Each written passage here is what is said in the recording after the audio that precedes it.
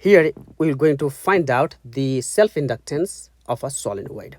So we have a long solenoid. The reason for the long solenoid is to produce a uniform magnetic field inside the solenoid. What is the magnetic field inside a solenoid? The magnetic field inside a solenoid is given by this term here. Mu zero is the permeability of the free space. Permeability of free space. What's the unit? The unit is Tesla meter per amp. That's the unit of permeability of free space. And the value of mu zero is 4 pi times 10 to the negative 7. Okay, Tesla meter per amp. Okay, so for those who are unfamiliar with this equation, please watch my other videos where I have talked about finding the magnetic field inside a solenoid using Ampere's law. Okay, so N over L we call as a small n, that is the number of turns per unit length. And this x vector tells you the direction of the magnetic field is parallel to the axis. Okay, if you use your right hand rule and if you curl your fingers in the direction of the current, then your thumb points out the direction of the magnetic field. So again, you have to go back and watch the other videos to understand the direction of the magnetic field. Here that is not that important. So let's go back here now. So the magnetic flux equation is given by this one. Flux is equal to the B vector dot A vector.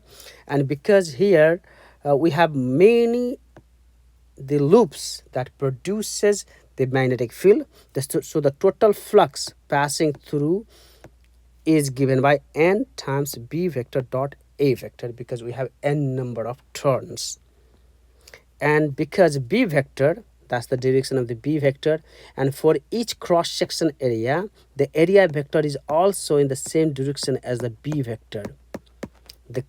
There will be a cosine factor, and theta in this case is 0. So if you look at this equation, equation is in fact N B A cosine theta, and in this case theta is 0, so cosine factor will be 1. All right, so we have written out NBA. B value is this one. This is the magnetic field due to a solenoid, mu 0 Ni, and A is the cross-sectional area. In this case, the cross-sectional area is circular cross-sectional area.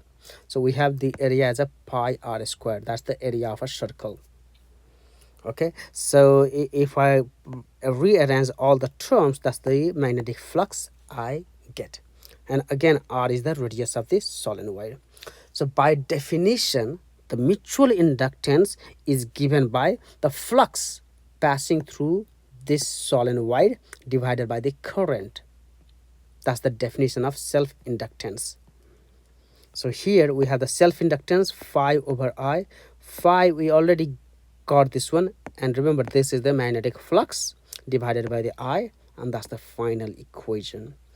And what you have to look at this equation is, this equation does not depend upon the current. It only depends upon the geometrical parameters. And what are the geometrical parameters? The geometrical parameters is the length of the solenoid, the radius of the solenoid, and the number of turns. And if you look, that's what exactly we have here. Mu 0, and here there is a typo here.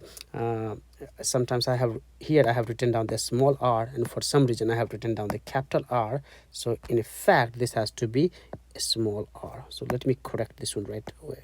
R square, and r is the radius. So that is the self-inductance of a solenoid.